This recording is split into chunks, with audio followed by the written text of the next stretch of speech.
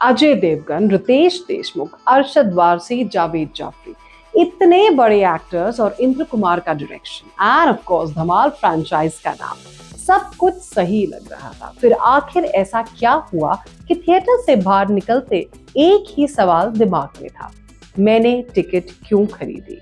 आइए करते हैं धमाल 4 का स्पॉइलर फ्री रिव्यू।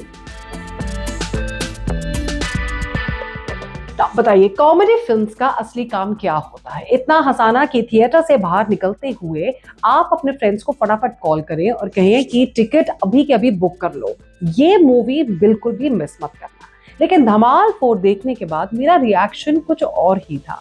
मैं बस यही सोच रही थी कि मैंने ये फिल्म देखी तो क्यों देखी और अपना टाइम और पैसा क्यों ही इन्वेस्ट किया। अब इसका मतलब ये नहीं है कि फिल्म में स्टार्स की कमी है। स्टार कास्ट तो है ही बड़ी और काफी इम्प्रेसिव, लेकिन ऐसा लग रहा है कि कास्टिंग डायरेक्टर ने अटेंडेंस रजिस्टर खोल दिया हो। एंड ऑफ कोर्स प्रॉब्लम यही है कि स्टार्स बहुत हैं पर कॉमेडी इस फिल्म में बहुत कम। सच बोलूं तो वेलकम टू द जंगल देखने के बाद मेरी एक्सपेक्टेशंस मूवी से काफी बढ़ चुकी थी। मुझे लगा एक और कॉमेडी है जो कि हंसाएगी, पर ये निकली एक लाउड कॉमेडी जहां पर दूसरे मिनट कोई चिल्लाएगा, कोई गिरेगा और बैकग्राउंड में सिर्फ फनी म्यूजिक ही बजेगा। एंड अनफॉर्चुनेटली धमाल 4 का फर्स्ट हाफ एग्जैक्टली ऐसा ही फील देता है। इंद्र कुमार ने स्टोरी को काफी सिंपल रखा है, लॉजिक को साइड में रखो और मैडनेस एंजॉय करो। ये फ्रैंचाइज का फॉर्मूला हमेशा से ही रहा है, लेकिन इस बार मैडनेस तो है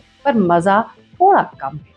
फिल्म का पहला हाफ मेनली स्लैपस्टिक कॉमेडी पर पूरी तरह से डिपेंडेंट है। मतलब कोई फिसलेगा, कोई चीखेगा, कोई वियर्ड एक्सप्रेशन दे देगा और उससे कॉमेडी क्रिएट करने की काफी ज्यादा कोशिश की गई है। शायद कुछ लोगों को ये स्टाइल काफी पसंद आए, लेकिन पर्सनली मुझे इस तरह के जोक्स काफी ज्यादा आउटडेटेड लगते हैं।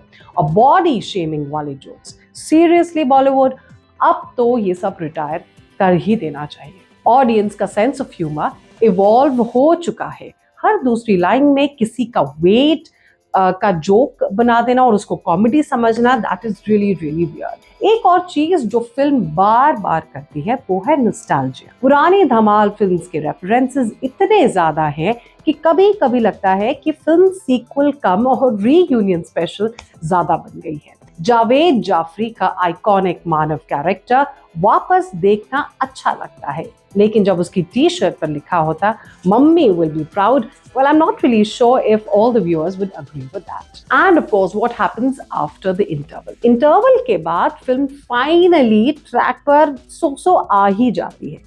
Second half honestly first half से काफी ज्यादा बेटर है। पेस इंप्रूव हो जाती है, इमोशंस भी ऐड हो जाते हैं और सरप्राइजिंगली वही इमोशनल सीक्वेंसेस सबसे ज्यादा इम्पैक्ट छोड़ देते हैं। मुझे बिल्कुल एक्सपेक्टेशंस नहीं थी कि फिल्म का इमोशनल एंगल उसका स्ट्रॉन्गेस्ट पॉइंट भी बन जाएगा। कॉमेडी भी यहाँ कंपैरेटिवली बेटर लैंड करती है, इसीलिए सेकेंड हाफ को देखकर लगता है कि काश पूरी फिल्म इसी एनर्जी से बनाई गई होती। अब बात करते हैं एक और इशू की। कई सीन्स देखकर आपको इंस्टेंटली हॉलीवुड फिल्म्स की याद आ जाएगी, कभी पायरेट्स ऑफ द कैरेबियन की तो कभी द एवेंजर्स, और बीच बीच में बेला चाओ का भी इतना ऑब्वियस यूज हुआ है कि आपको लगेगा कि ये ना ही यूज करते तो अच्छा था। It's almost an insult to Money Heist. और तब दिमाग में सिर्फ एक ही सवाल आता है, बॉलीवुड कब तक ये मानकर चलेगा